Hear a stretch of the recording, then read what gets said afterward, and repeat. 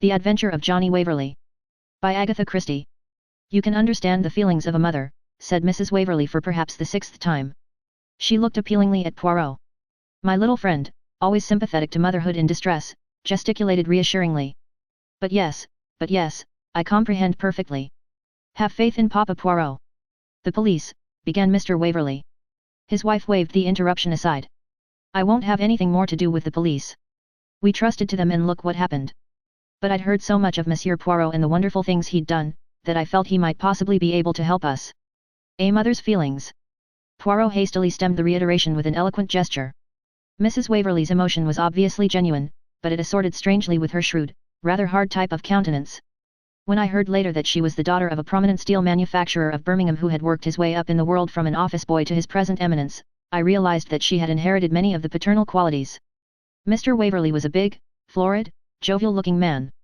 He stood with his legs straddled wide apart and looked the type of the country squire.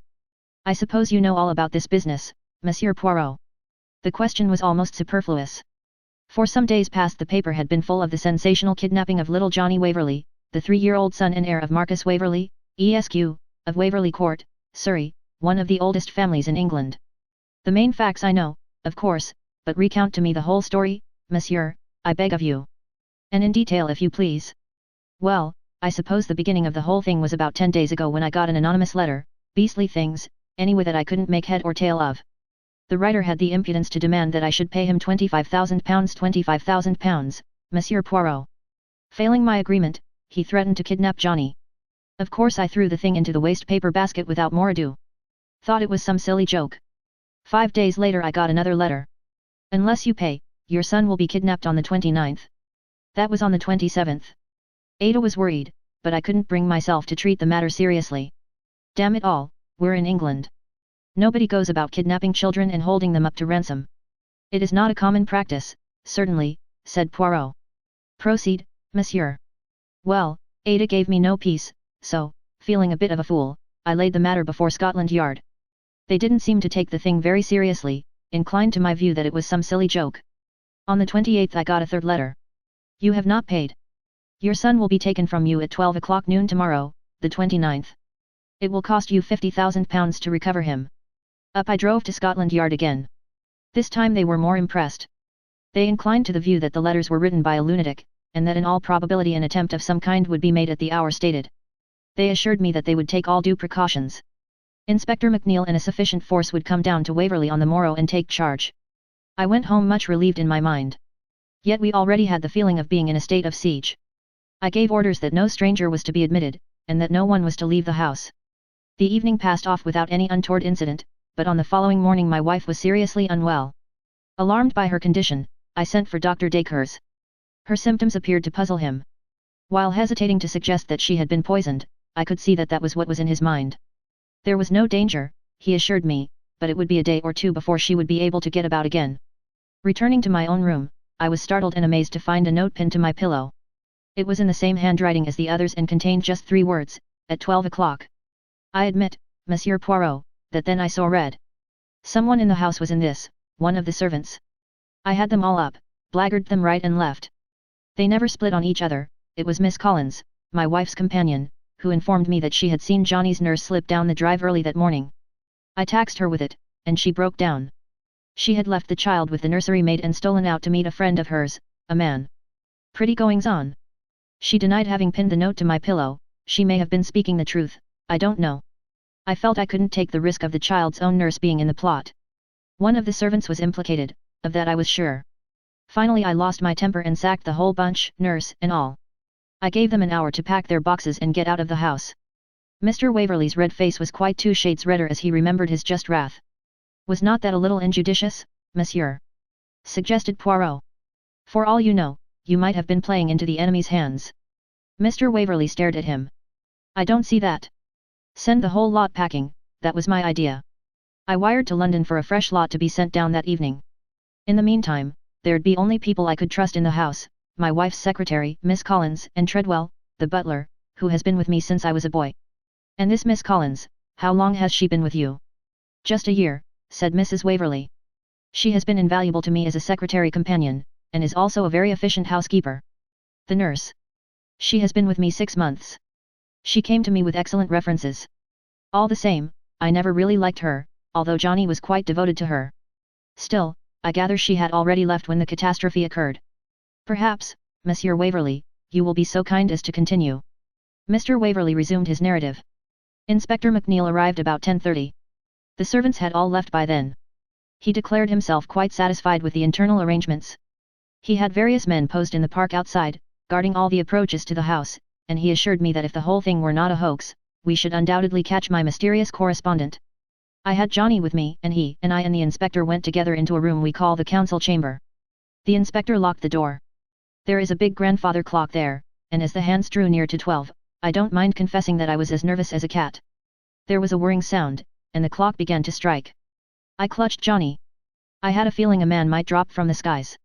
The last stroke sounded, and as it did so, there was a great commotion outside, shouting and running. The inspector flung up the window, and a constable came running up.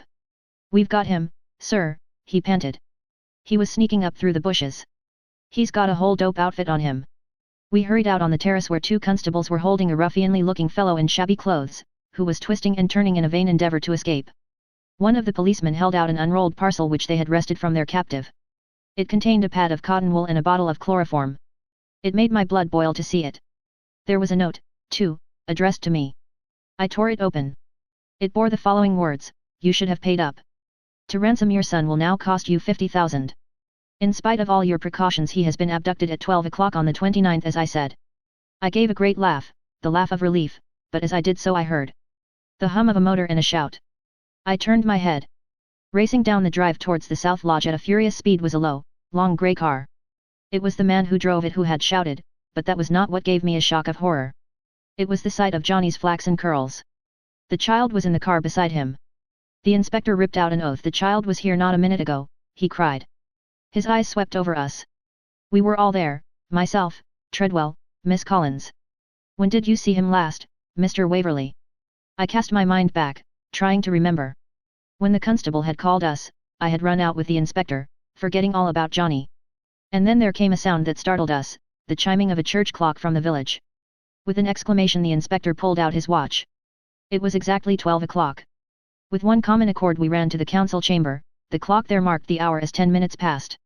Someone must have deliberately tampered with it, for I have never known it gain or lose before. It is a perfect timekeeper. Mr. Waverly paused. Poirot smiled to himself and straightened a little mat which the anxious father had pushed askew. "A pleasing little problem, obscure and charming," murmured Poirot. "I will investigate it for you with pleasure. Truly it was planned à merveille." Mrs. Waverly looked at him reproachfully. "But my boy," she wailed. Poirot hastily composed his face and looked the picture of earnest sympathy again. "He is safe, madam, he is unharmed. Rest assured, these miscreants will take the greatest care of him. Is he not to them the turkey, no, the goose, that lays the golden eggs? Monsieur Poirot, I'm sure there's only one thing to be done, pay up. I was all against it at first, but now. A mother's feelings." "But we have interrupted Monsieur in his history," cried Poirot hastily. "I expect you know the rest pretty well from the papers," said Mr. Waverly. Of course, Inspector McNeil got onto the telephone immediately. A description of the car and the man was circulated all round, and it looked at first as though everything was going to turn out all right. A car, answering to the description, with a man and a small boy, had passed through various villages, apparently making for London. At one place they had stopped, and it was noticed that the child was crying and obviously afraid of his companion. When Inspector McNeil announced that the car had been stopped and the man and boy detained, I was almost ill with relief. You know the sequel. The boy was not Johnnie, and the man was an ardent motorist, fond of children, who had picked up a small child playing in the streets of Edenswell, a village about 15 miles from us, and was kindly giving him a ride. Thanks to the cocksure blundering of the police, all traces have disappeared. Had they not persistently followed the wrong car, they might by now have found the boy. Calm yourself, monsieur. The police are a brave and intelligent force of men. Their mistake was a very natural one. And altogether it was a clever scheme. As to the man they caught in the grounds, I understand that his defense has consisted all along of a persistent denial. He declares that the note and parcel were given to him to deliver at Waverly Court. The man who gave them to him handed him a 10-shilling note and promised him another if it were delivered at exactly 10 minutes to 12. He was to approach the house through the grounds and knock at the side door. "I don't believe a word of it," declared Mrs. Waverly hotly. "It's all a parcel of lies." "En vérité, it is a thin story," said Poirot reflectively. "But so far they have not shaken it. I understand, also, that he made a certain accusation. His glance interrogated Mr. Waverly. The latter got rather red again. The fellow had the impertinence to pretend that he recognized in Treadwell the man who gave him the parcel. Only the bloke has shaved off his mustache. Treadwell, who was born on the estate. Poirot smiled a little at the country gentleman's indignation. Yet you yourself suspect an inmate of the house to have been accessory to the abduction. Yes, but not Treadwell. And you, madam? Asked Poirot, suddenly turning to her. It could not have been Treadwell who gave this tramp the letter and parcel, if anybody ever did, which I don't believe. It was given him at 10 o'clock, he says. At 10 o'clock Treadwell was with my husband in the smoking room. Were you able to see the face of the man in the car, monsieur? Did it resemble that of Treadwell in any way? It was too far away for me to see his face. Has Treadwell a brother, do you know? He had several, but they are all dead. The last one was killed in the war. I am not yet clear as to the grounds of Waverly Court. The car was heading for the South Lodge. Is there another entrance? Yes, what we call the East Lodge. It can be seen from the other side of the house. It seems to me strange that nobody saw the car entering the grounds. There is a right-of-way through, and access to a small chapel. A good many cars pass through. The man must have stopped the car in a convenient place and run up to the house just as the alarm was given and attention attracted elsewhere. Unless he was already inside the house, mused Poirot. Is there any place where he could have hidden? Well, we certainly didn't make a thorough search of the house beforehand. There seemed no need. I suppose he might have hidden himself somewhere, but who would have let him in? We shall come to that later. One thing at a time, let us be methodical. There is no special hiding place in the house? Waverly Court is an old place, and there are sometimes priests' holes, as they call them. By gad, there is a priest's hole. It opens from one of the panels in the hall. Near the council chamber. Just outside the door. Voila! But nobody knows of its existence except my wife and myself. Treadwell. Well, he might have heard of it. Miss Collins. I have never mentioned it to her. Poirot reflected for a minute. Well, monsieur, the next thing is for me to come down to Waverly Court. If I arrive this afternoon, will it suit you? Oh, as soon as possible, please, Monsieur Poirot. Cried Mrs. Waverly. Read this once more. She thrust into his hands the last missive from the enemy which had reached the Waverleys that morning and which had sent her post-haste to Poirot. It gave clever and explicit directions for the paying over of the money, and ended with a threat that the boy's life would pay for any treachery. It was clear that a love of money warred with the essential mother love of Mrs. Waverly, and that the latter was at last gaining the day. Poirot detained Mrs. Waverly for a minute behind her husband. Madam, the truth, if you please. Do you share your husband's faith in the butler Treadwell? I have nothing against him, Monsieur Poirot. I cannot see how he can have been concerned in this, but, well, I have never liked him, never. One other thing, madam. Can you give me the address of the child's nurse? 149 Netherall Road, Hammersmith. You don't imagine. Never do I imagine. Only, I employ the little grey cells. And sometimes, just sometimes, I have a little idea. Poirot came back to me as the door closed. So madam has never liked the butler. It is interesting, that, at Hastings, I refused to be drawn. Poirot has deceived me so often that I now go warily. There is always a catch somewhere. After completing an elaborate outdoor toilet, we set off for Netherall Road. We were fortunate enough to find Miss Jessie Withers at home.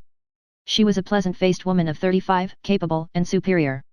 I could not believe that she could be mixed up in the affair. She was bitterly resentful of the way she had been dismissed, but admitted that she had been in the wrong. She was engaged to be married to a painter and decorator who happened to be in the neighborhood, and she had run out to meet him. The thing seemed natural enough. I could not quite understand Poirot. All his questions seemed to me quite irrelevant. They were concerned mainly with the daily routine of her life at Waverly Court. I was frankly bored and glad when Poirot took his departure. Kidnapping is an easy job, Monday Ami, he observed, as he hailed a taxi in the Hammersmith Road and ordered it to drive to Waterloo. That child could have been abducted with the greatest ease any day for the last 3 years.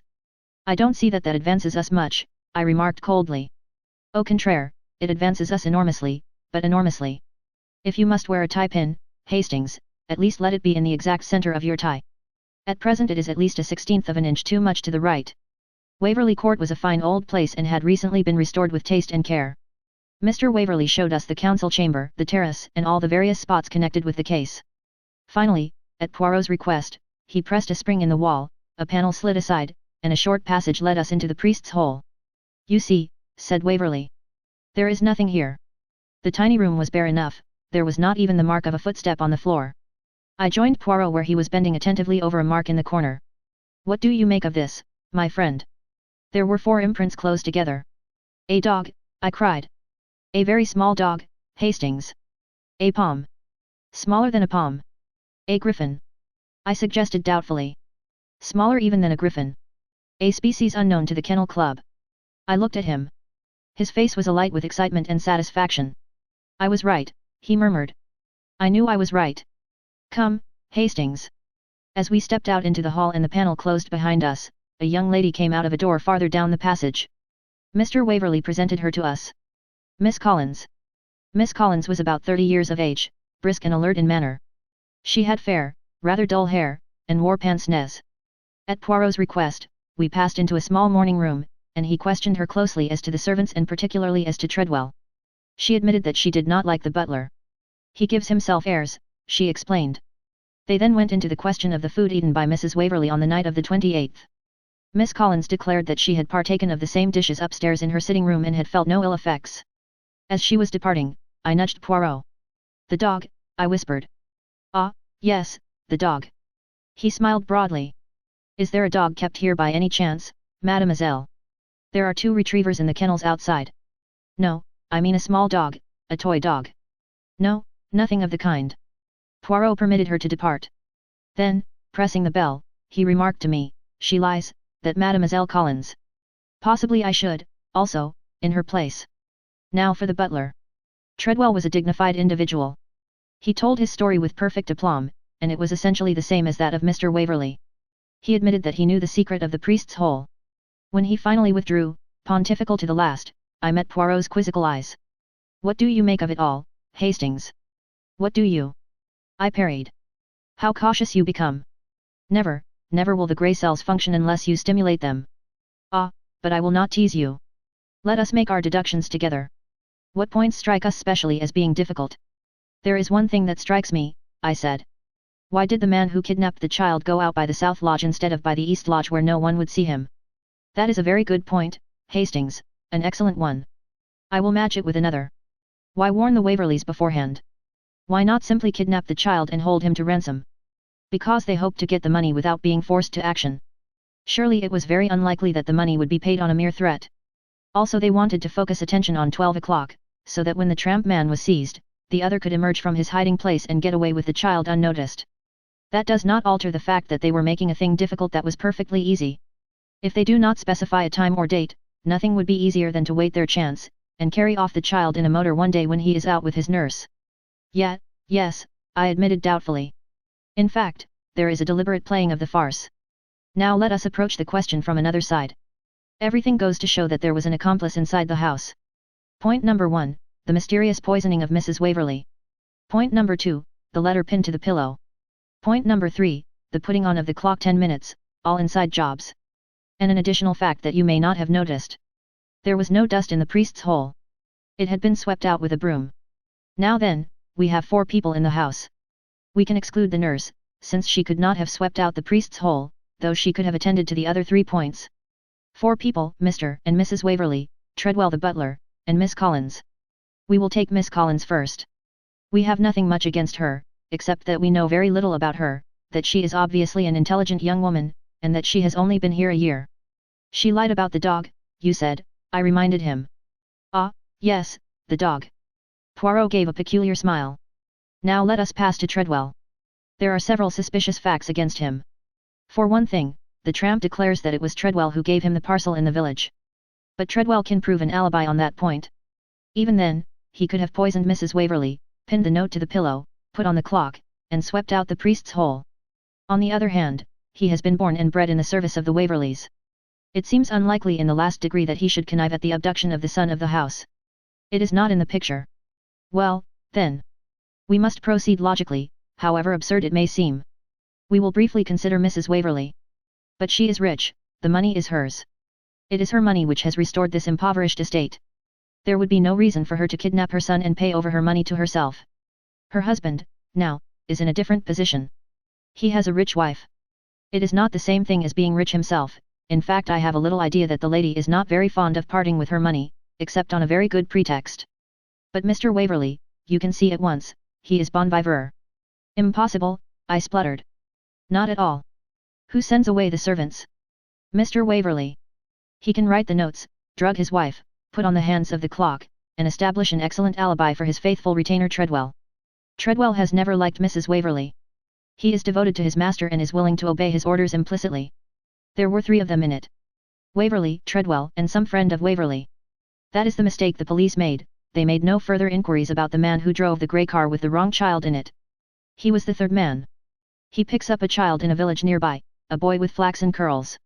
He drives in through the East Lodge and passes out through the South Lodge just at the right moment, waving his hand and shouting. They cannot see his face or the number of the car, so obviously they cannot see the child's face, either. Then he lays a false trail to London. In the meantime, Treadwell has done his part in arranging for the parcel and note to be delivered by a rough-looking gentleman.